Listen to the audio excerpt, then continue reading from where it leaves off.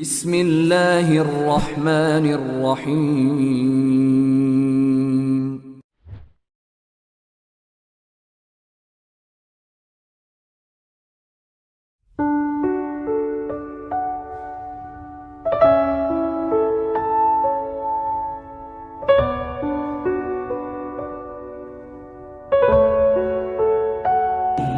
Gimana cara kita menjaga stamina iman, menjaga semangat excitednya dekat dengan Allah Subhanahu wa Ta'ala, supaya hari-hari kita itu selalu bergairah, terutama bergairah untuk berbuat baik.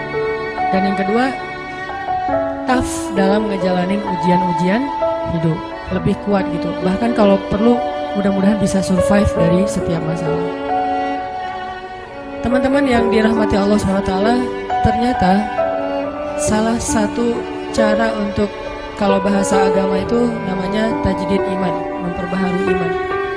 Ternyata salah satu cara memperbaharui iman, cara untuk kita nge-refresh, ngecas kembali iman kita itu banyak dengar cerita. Banyak dengar cerita orang-orang yang sukses dalam urusan iman.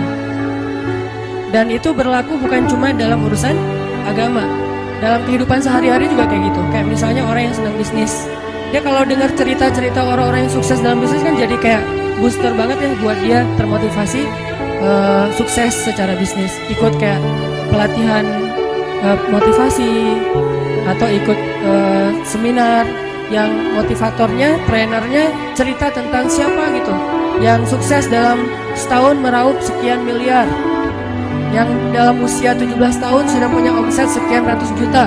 Itu kan bikin kita semangat untuk berusaha, semangat untuk berbisnis, karena dengar banyak cerita orang sukses. Gitu juga berlaku dalam masalah main.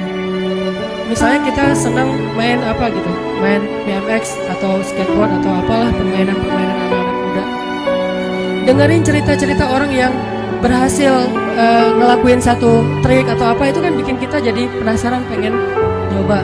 Kayak kalau di surfing itu di laut, dengerin oh ada yang nyoba spot baru di sana tuh ombaknya barrel misalnya, atau apa cerita-cerita tentang menaklukkan satu spot, satu poin ombak, sehingga kita jadi penasaran, aduh pengen ya bisa kayak dia, aduh pengen ya bisa senyaman dia di atas papan, aduh pengen ya bisa seperti dia pas bunny hop-nya BMX misalnya, aduh pengen kayak dia ya touring keluar kota. Selalu jadi kepengen karena dengar cerita. Termasuk kuliner juga itu. Di sana ada soto Betawi enak, di sana ada ini, ada itu segala macam. Bikin kita semangat. Itu juga dalam urusan agama. Dan itu juga yang terjadi dalam urusan cinta. Kita nonton film.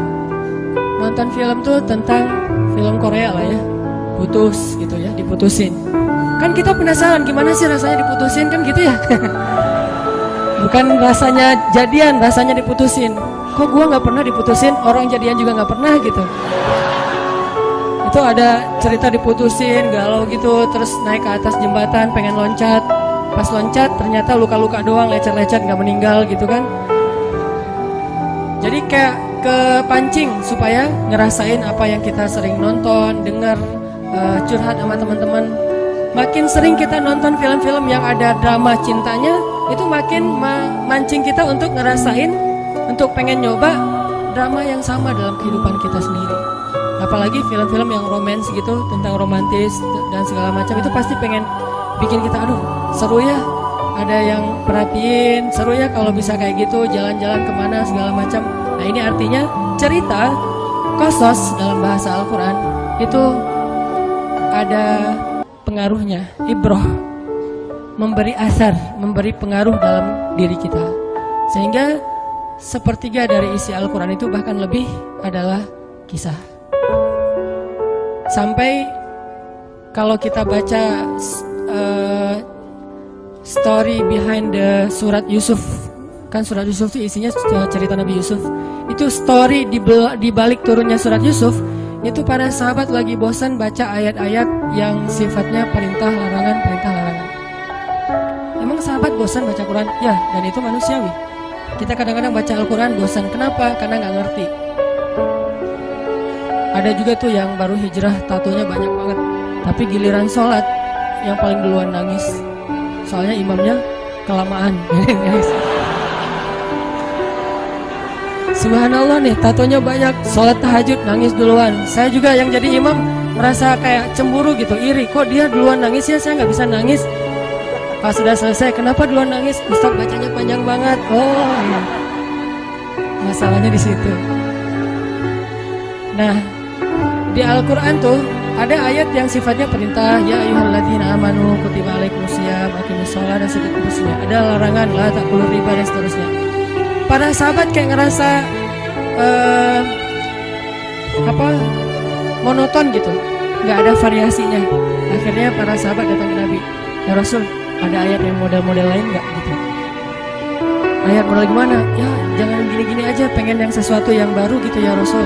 Bukannya nggak enak kan bilang bosan sama Al-Quran, kan nggak enak tuh. Cuman ya emang bosan sih gitu. Sifat manusia, bukan Al-Qurannya membosankan ya, manusianya yang gampang bosan karena imannya lemah, karena lagi naik turun imannya. Akhirnya turunlah surat Yusuf yang Allah menyampaikan kisah terbaik di dalam Al-Quran supaya para sahabat lebih bahagia lagi, lebih semangat lagi membaca Al-Quran. Dan mendengar kisah itu universal banget tuh nilainya.